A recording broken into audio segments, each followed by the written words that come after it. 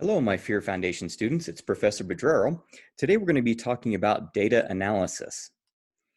And this is going to be to help you to prepare for your final project. Remember that for your final group project, you'll need to gather and analyze data on the fear that your group selected. If you want to use a survey to gather that data, Professor Marsing will be soon discussing survey design with you.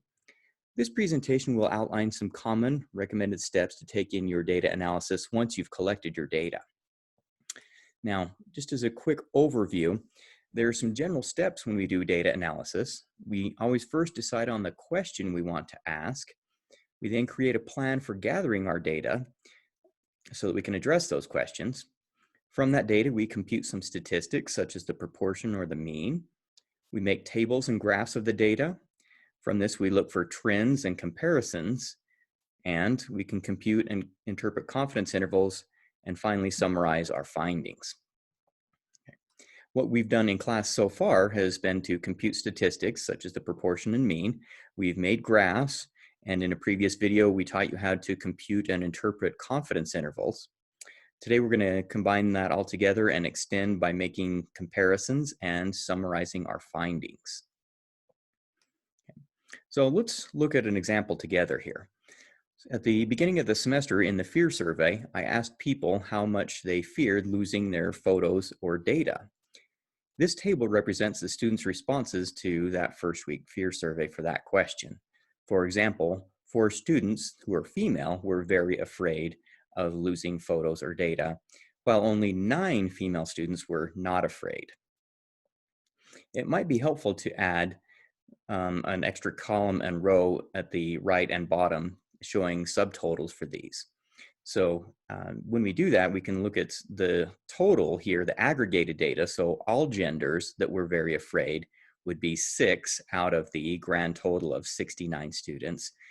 23 out of the 69 were afraid, 20 were slightly afraid, and another 20 were not afraid, for our total of 69 total students.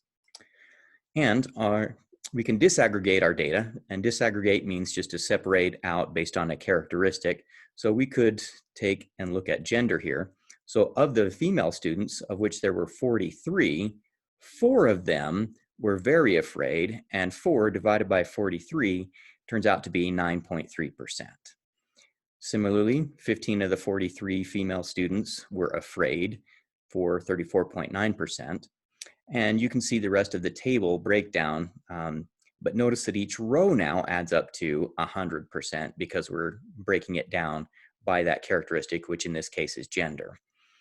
And at the very bottom, we've kind of reaggregated our data on gender. So we can see that the 4 females plus 0 LGBTQ plus 2 males that were very afraid makes a grand total of 6, for a percent of 8.7 out of the total 69 students. Okay, and if Professor Bedrero were to have taken the survey, I would have fallen here in the males and slightly afraid. All right, another thing we've learned how to do is make graphs. We've already talked about bar graphs. Here we've got a triple bar graph where I'm showing the percentage of each fear level by gender out of the total. So you can see that a little over 6% of the students were female and were very afraid. And for the males that were not afraid, that was about 16% of the total. And looking at that bottom row from our table, if we were to make a bar graph out of that with all of our genders combined, talking about their fear of losing photos or documents, you can see that about 9% were very afraid, around 34% were afraid, 29% were slightly afraid, and another 29% were afraid, approximately. Okay. We can also take that and break it out and make graphs by gender. So for the females, we can see how their fear level compares on losing photos or data to the fear level for males. You might want to take just a second here and compare those 2 graphs and see if you notice any similarities or differences. I'll wait for just a minute while you do that.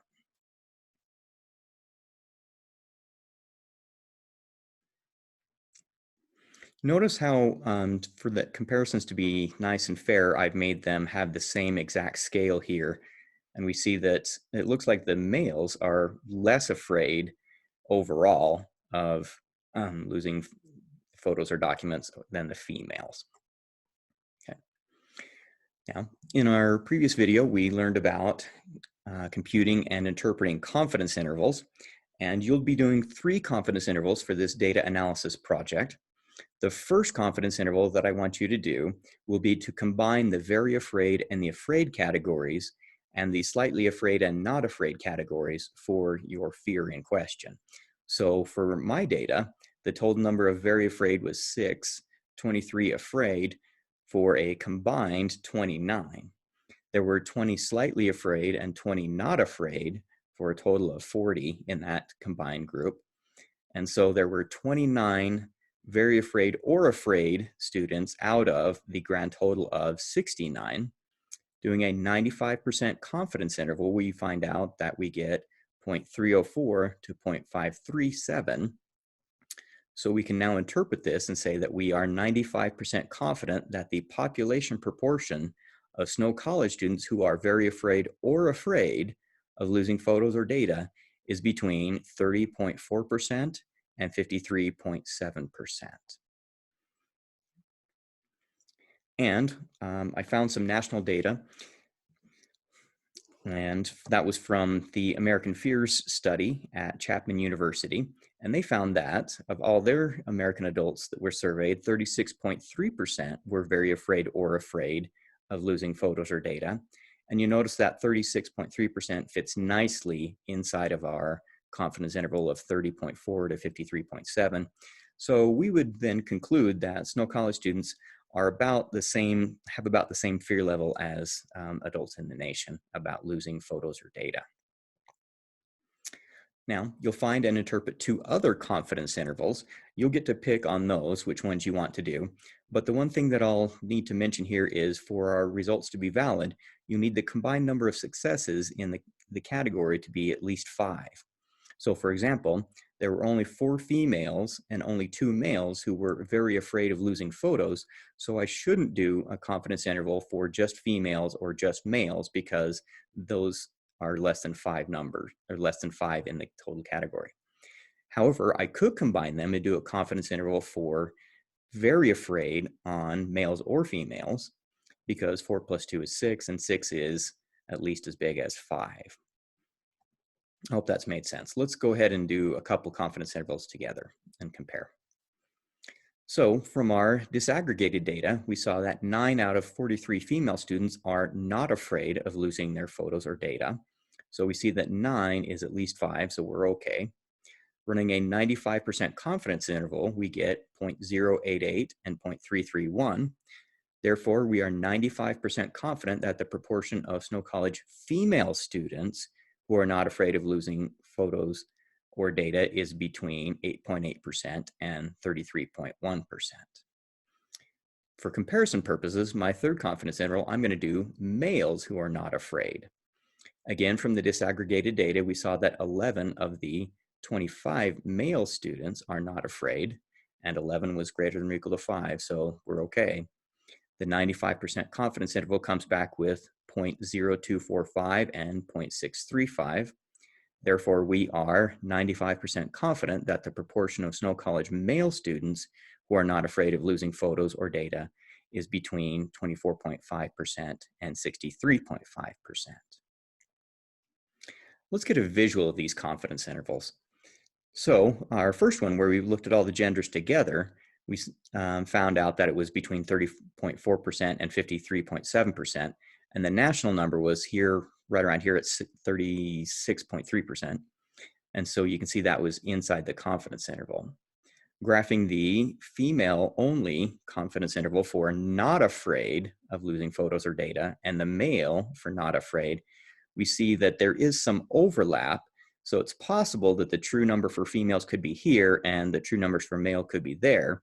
And because of this overlap, we can't say whether there is a difference if one is greater than the other in proportion who are not afraid of losing data or photos. Okay. And finally here, we'll want you to summarize your findings. You'll write 1 to 2 paragraphs summarizing your data and what you found in your conclusions there. And that should include the comparison of the first confidence interval to the national study like I did with the 36.3% for the national percent of adults. And for more details, please see the data analysis assignment on Canvas. And I'll give you a nice hint, please proofread or get someone else to proofread your assignment before submitting. So good luck, and that's a brief overview of data analysis.